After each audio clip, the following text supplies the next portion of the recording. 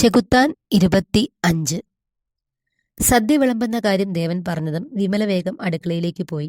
ലച്ചുവും അവർക്ക് പുറകെ പോകുന്നത് കണ്ട ശങ്കു അവളെ തടഞ്ഞു. എന്റെ ലച്ചു, ഒന്നാമതേ നിനക്ക് വയ്യ. നീ കുറച്ചു നേരം കൂടി കട്ടിൽ കിടക്ക്. സദ്യയെല്ലാം വിളമ്പി കഴിയുമ്പോൾ ഞങ്ങൾ വന്ന് വിളിക്കാം. അപ്പോഴങ്ങോട്ട് വന്നാ മതി. അല്ലാതെ നീ എങ്ങാനും അടുക്കളയിൽ കയറി വല്ലതും ചെയ്യുന്നത് ഏട്ടനെങ്ങാനും കണ്ട ഉറപ്പായും നിനക്ക് ഏട്ടന്റെ കയ്യിൽ നിന്ന് അടി കിട്ടും. ഇപ്പോൾ തന്നെ വിമല ചേച്ചി വന്നതുകൊണ്ടാ ഒരു അടിയിൽ നിന്ന് നീ രക്ഷപ്പെട്ടത്. ഹരിയുടെ ബാക്കി എന്ന പോലെ ശംഖുവും അവന്റെ ഭാഗം പറഞ്ഞു. ലച്ചുവും ദേവന്റെ ദേഷ്യം നിറഞ്ഞ മുഖം ശ്രദ്ധിച്ചിരുന്നു. അതുകൊണ്ട് പിന്നെ ഒന്നും പറയാൻ നിൽക്കാതെ അവൾ കുറച്ചുനേരം കൂടി കട്ടിലിൽ പോയി കണ്ണടച്ച് കിടന്നു. മോളെ, നീ ഒന്ന് എഴുന്നേറ്റ് മേലൊക്കെ കഴുകി ഒന്ന് ഫ്രഷ് ആക്. ഇത്രയും സമയം ആ ഇരുട്ടുമുറിയിൽ കിടന്നതല്ലേ? കുളിച്ചു മാറാനുള്ള വേഷം അവളുടെ കയ്യിൽ കൊടുത്തുകൊണ്ട് വിമല പറഞ്ഞു. അവർ പറഞ്ഞതും അവൾക്കും ഒന്ന് കുളിക്കണമെന്ന് തോന്നി. പക്ഷേ കിണറ്റിൻകരയിൽ ചെന്ന് വെള്ളം കോരിയെടുത്ത് കൊണ്ടുവച്ച് കുളിക്കാനുള്ള ആരോഗ്യമൊന്നും ആ പെണ്ണിനില്ലായിരുന്നു. ചേച്ചി, കുളിക്കണം എന്നുണ്ട്, പക്ഷേ ലച്ചു പറഞ്ഞു വരുന്നത് എന്താണെന്ന് വിമലയ്ക്ക് മനസ്സിലായി. എന്റെ മോളെ, ഇനി നീ കിണറ്റിൽ നിന്ന് വെള്ളം കോരിയെടുത്ത് കുളിക്കുന്ന കാര്യമൊന്നും ചിന്തിക്കണ്ട. നീ ചെല്ല്, ബാത്റൂമിൽ കയറി പൈപ്പ് തുറന്ന് വെള്ളമെടുത്ത് കുളിക്ക്. വിമല ലച്ചുവിനോട് പറയുന്നത് കേട്ടുകൊണ്ടാണ് ദേവൻ അങ്ങോട്ട് വന്നത്. ദേവനെ കണ്ടതും ലച്ചു വേഗം വിമല കൊടുത്ത വസ്ത്രവും കയ്യിലെടുത്തുകൊണ്ട് പതിയെ എഴുന്നേറ്റ് വിമലയുടെ പുറകിലായി പതുങ്ങി. ഈ മുറിയിൽ ബാത്റൂമുണ്ട്, അവിടെ കുളിച്ചാൽ മതി. അവന്റെ കനത്തിലുള്ള ശബ്ദം കേട്ടതും പെണ്ണൊന്ന് വിറച്ചു. ചെല്ലു മോളെ, പോയി കുളിക്ക്.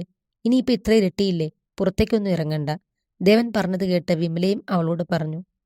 ചേച്ചി, ഞാൻ കുളിച്ചിറങ്ങുന്നത് വരെ ഇവിടെ നിൽക്കുമോ? അവൾ വളരെ പതിഞ്ഞ സ്വരത്തിൽ വിമലയോട് ചോദിച്ചു. ദേവൻ അത് കേട്ടു. മോള് ചെല്ല്, ചേച്ചി ഇവിടെ തന്നെ നിൽക്കാം, വിമല അവളോട് പറഞ്ഞു. പതിയെ അവൾ ബാത്റൂമിൽ കയറി കതകടച്ചു. ദേവൻ വിമലയ്ക്കരികിലേക്ക് ചെന്നു. ചേച്ചി, ചെന്ന് ഇലയിട്ട് സദ്യ വിളമ്പ്, ദേവൻ പറഞ്ഞു. അത് മോനെ, കുഞ്ഞെന്നോട് കുളിച്ചിട്ട് വരുന്നതുവരെ ഇവിടെ നിൽക്കണമെന്ന് പറഞ്ഞു. മോളും കൂടി വന്നിട്ട് പോയാൽ പോരെ?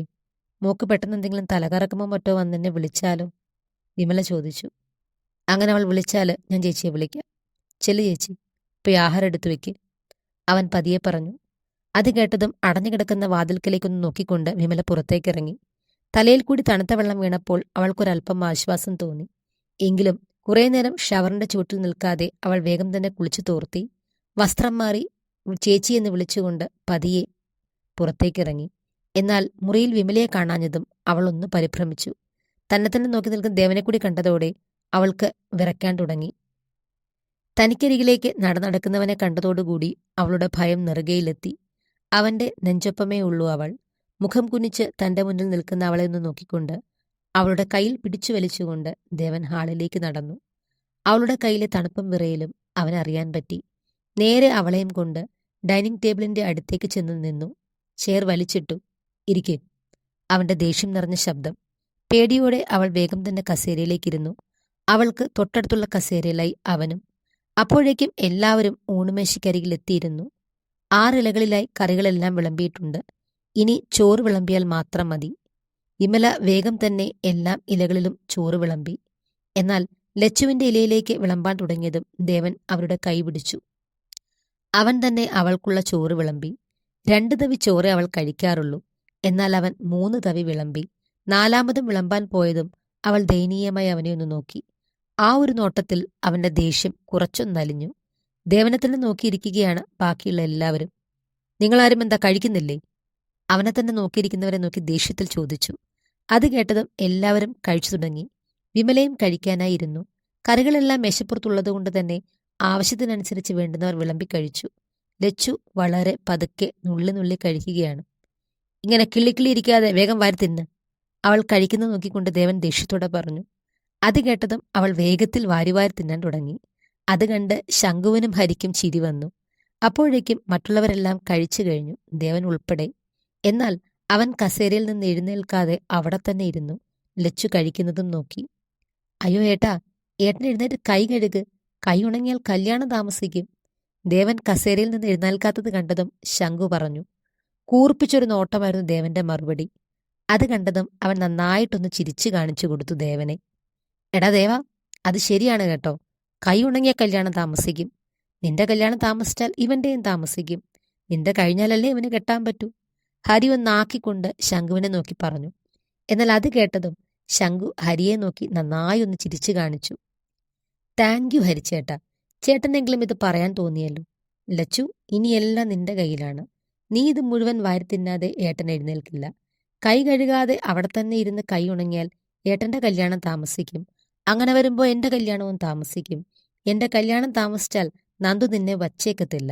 അതുകൊണ്ട് ചേട്ടന് വേണ്ടി, നിന്റെ നന്ദുവിന് വേണ്ടി എന്റെ ലച്ചൂട്ടി ഇതെല്ലാം ഒന്ന് വേഗം കഴിച്ചെഴുന്നേറ്റേ. ശങ്കു പറഞ്ഞു നിർത്തിയതും കിളി പോയതുപോലെ ഹരി അവനെ തന്നെ നോക്കിപ്പോയി. ലച്ചുവിന് നല്ല വിശപ്പുണ്ടായിരുന്നു. പോരാത്തതിന് കറികൾക്കെല്ലാം നല്ല സ്വാദും. പിന്നെ അവൾ ആരെയും നോക്കാതെ വയറു നിറയെ ആഹാരം കഴിച്ചു. ഇലയിലെ അവസാന വറ്റും അവൾ കഴിച്ചു തീർന്നതും ദേവൻ അവിടെ നിന്ന് എഴുന്നേറ്റ് പോയി. വിമലയ്ക്കൊപ്പം മുറിയിൽ കിടക്കുമ്പോഴും ലച്ചുവിന് ഉറക്കം വരുന്നില്ലായിരുന്നു. ഓരോന്നാലോചിച്ചുകൊണ്ട് അവൾ അങ്ങനെ കിടക്കുമ്പോഴാണ് പുറത്തുനിന്ന് ആട്ടിൻകുട്ടികളുടെ കരച്ചിൽ കേട്ടത്. അയ്യോ, ബാബുച്ചേട്ടൻ തിരുവോണത്തിന് നാട്ടിൽ പോകും. അതുകൊണ്ട് അവരെ ഇന്ന് ഇവിടുത്തെ കളപ്പുരയിലേക്ക് കെട്ടിയേക്കുമെന്ന് പറഞ്ഞിരുന്നു. ദൈവമേ, അതുങ്ങൾക്ക് തീറ്റ വല്ലതും ഉണ്ടോ എന്തോ? ലച്ചു ആവലാതിയോടെ പറഞ്ഞു. തീറ്റയൊക്കെ ഉണ്ട്, അതെല്ലാം കെട്ടിക്കൊടുത്തിട്ടാണ് അവൻ പോയത്. എന്നെ വിളിച്ചിരുന്നു, വിമല പറഞ്ഞു. പിന്നെ ഒന്നും മിണ്ടാതെ അവർ കിടന്നു. കുറച്ചു കഴിഞ്ഞ് വിമല ഉറങ്ങിയെന്ന് അവൾക്ക് മനസ്സിലായി. പക്ഷെ ലച്ചുവിന് ഉറക്കം വന്നില്ല. അവൾക്ക് ദാഹം തോന്നി. വെള്ളം കുടിക്കാൻ വേണ്ടി പുറത്തേക്കിറങ്ങി. പതിയെ അടുക്കളയിലേക്ക് നടന്നു. വെള്ളം കുടിച്ച് തിരികെ മുറിയിലേക്ക് നടക്കുമ്പോൾ ഹാളിൽ ഇരുന്ന് ദേവനും ഹരിയും നിർത്താതെ സംസാരിക്കുന്നത് അവൾ കേട്ടു. എന്റെ ദേവ, നീ എന്തെങ്കിലും ഒന്ന് പറ.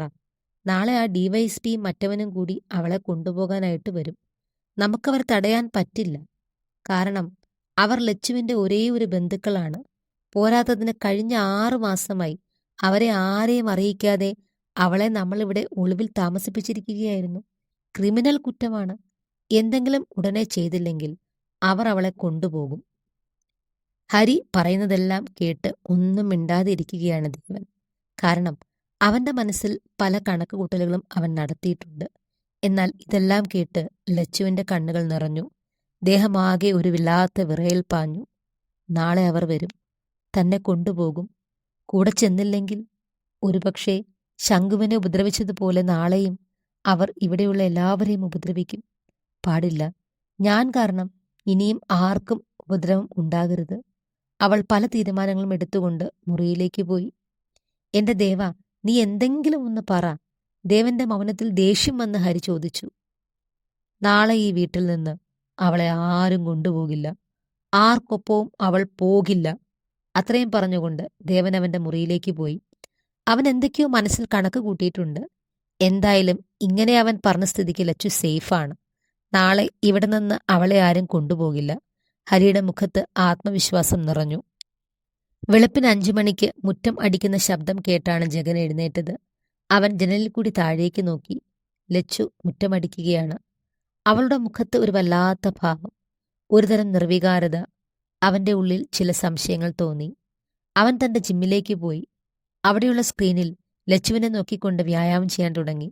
ഏതാണ്ട് 6 മണിയോടെ മുറ്റമടിച്ച് വെള്ളം കോരി കുളിച്ച് വിളക്ക് കൊളുത്തുന്ന ലച്ചുവിനെ ദേവൻ കണ്ടു. അപ്പോഴേക്കും വിമല എഴുന്നേറ്റിരുന്നു. വിളക്ക് കൊളുത്തിയ ശേഷം കുറേ നേരം കണ്ണടച്ചവൾ പൂജാമുറിൽ നിന്ന് പ്രാർത്ഥിക്കുന്നത് അവന്റെ ശ്രദ്ധയിൽപ്പെട്ടു. പിന്നെ പതിയെ മുറ്റത്തേക്കിറങ്ങി. തിരിഞ്ഞു നിന്ന് തറവാട് മൊത്തത്തിലൊന്ന് നോക്കിയ ശേഷം അവൾ കളപ്പുരയിൽ കെട്ടിയിട്ടേക്കുന്ന ആട്ടിൻകുട്ടികളുടെ അടുത്തേക്ക് നടന്നു. ആ തറവാട്ടിലെ അവളുടെ ഏറ്റവും പ്രിയപ്പെട്ട ഇടമാണവിടം. അവിടെ ഇരുന്നാണ് തന്റെ ആട്ടിൻകുട്ടികളോട് അവൾ സംസാരിക്കുന്നത്. അത് മനസ്സിലാക്കിയതുകൊണ്ട് തന്നെ അവിടെ ഫിക്സ് ചെയ്തിരിക്കുന്ന ക്യാമറയ്ക്കൊപ്പം തന്നെ ഒരു മൈക്രോഫോൺ കൂടി വെച്ചിട്ടുണ്ടവൻ. ആട്ടിൻകുട്ടികളോട് അവൾ സംസാരിച്ചു തുടങ്ങിയതും അവൻ ആ മൈക്രോഫോൺ ഓണാക്കി. കിങ്ങിണിക്കുട്ടി, ഇന്നലത്തെ ദിവസം നിന്റെ ഈ ചേച്ചിക്ക് ഒരിക്കലും മറക്കാൻ പറ്റില്ല കേട്ടോ. ഇന്നലെ മുഴുവൻ എനിക്ക് സങ്കടമായിരുന്നു മോളെ.